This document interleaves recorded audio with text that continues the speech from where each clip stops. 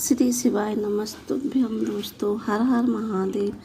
आज हम इस वीडियो में गुरुवार की कथा और उसका विधान आपको बताने वाले हैं।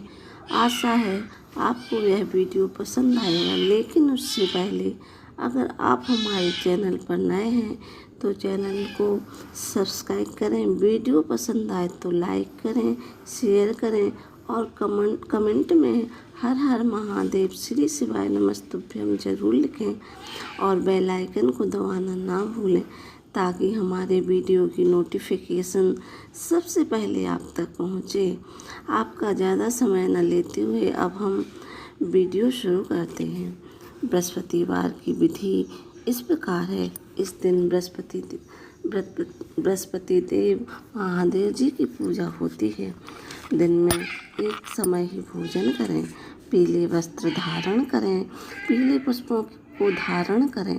भोजन में भी चने की दाल का होना चाहिए, नमक नहीं खाना चाहिए। पीले रंग का फूल, चने की दाल, पीले कपड़े, पीले चंदन से पूजा करनी चाहिए।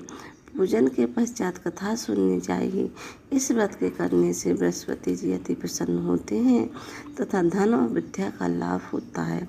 स्त्रियों को यह व्रत अति आवश्यक है। इस व्रत में केले का पूजन होता है। कथा इस प्रकार है। किसी गांव में एक साहूकार रहता था, जिसके घर में अन्न, वस्त्र और धन की किसी प्रकार की कोई कमी नहीं थी, परंतु किसी स्त्री बहुत ही कृपण थी, किसी भिक्षार्थी को कुछ नहीं देती, सारे दिन के घर के काम काज में लगी रहती।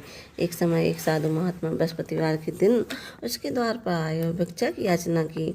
स्त्री उस समय घर के आंगन को लीप रही थी। इस कारण साधु महाराज से कहने लगी, महाराज, इस समय तो मैं घर लीप रही हूँ, आपको कुछ नहीं दे सकती, फिर किसी अवकाश के समय आना। साधु महात्मा खाली हाथ चले गए। कुछ दिन के पश्चात वही साधु महाराज आए, उसी तरह भिक्षा मांगी। साहूकारनी उस समय लड़के को खिला रही थी। कहने लगी, महाराज, मैं क्या करूं, अवकाश नहीं है, इसलिए आपको भिक्षा नहीं दे सकती। तीसरी बार महात्मा आए तो उन्होंने उन्हें किसी तरह से टालना चाहा, परंतु महात्मा जी कहने लगी, यदि तुमको बिल्कुल ही अवकाश हो जाए तो क्या तुम मुझको भिक्षा दोगी? साहूकारनी कहने लगी कि हाँ महाराज, यदि ऐसा हो जाए तो आपकी बड़ी कृपा होगी। साधु महात्मा जी कहने लगे कि अच्छा, मैं एक उपाय बताता हूँ। तुम बृहस्पतिवार को दिन चढ़ने पर उठो और सारे घर में झाड़ू लगाकर कूड़ा एक कोने में जमा करके रहो। घर में चौका इत्यादि मत लगाओ। फिर स्नान, अपने केशों को धोते हुए स्नान करके घर वालों से कह दो कि उस दिन सब हजामत अवश्य बनवाएं। रसोई बनाकर चूल्हे के पीछे रखा करो, सामने कभी ना रखो। सायंकाल को अंधेरा होने के बाद दीपक जलाया करो तथा बृहस्पतिवार को पीले वस्त्र मत धारण करो, न पीले रंगों की चीज़ों का भोजन करो। यदि ऐसा करोगे तो तुमको घर का कोई काम नहीं करना पड़ेगा। साहूकारनी ने ऐसा ही किया। बृहस्पतिवार को दिन चढ़े उठी, झाड़ू लगाकर कूड़े को घर में जमा कर दिया। पुरुषों ने हजामत बनवाई, भोजन बनवाकर चूल्हे को पीछे रख दिया। वह सब बृहस्पतिवार को ऐसा ही करती रही।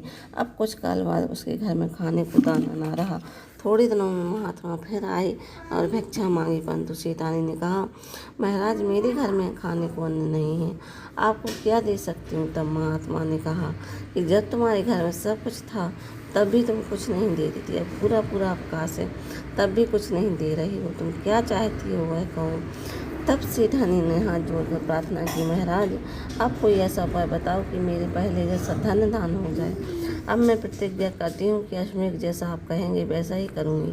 तब महात्मा जी ने कहा, बृहस्पतिवार को प्रातःकाल उठकर स्नान आदि से निवृत्त हो घर को गौ की गोबर से लीपो तथा घर के पुरुष हजामत न बनवाएं। भूखों को अन्न जल देती रहा करो। ठीक सायंकाल दीपक जलाओ। यदि ऐसा करोगी तो तुम्हारी सब मनोकामनाएं भगवान बृहस्पति जी की कृपा से पूर्ण होंगी। सेठानी ने ऐसा ही किया। उसके घर में धन दान वैसा ही हो गया जैसा कि पहले था। इस प्रकार भगवान बृहस्पति जी की कृपा से अनेक प्रकार के सुख भोग कर दीर्घ काल तक जीवित। श्री शिवाय नमस्तुभ्यम। हर हर महादेव। दोस्तों।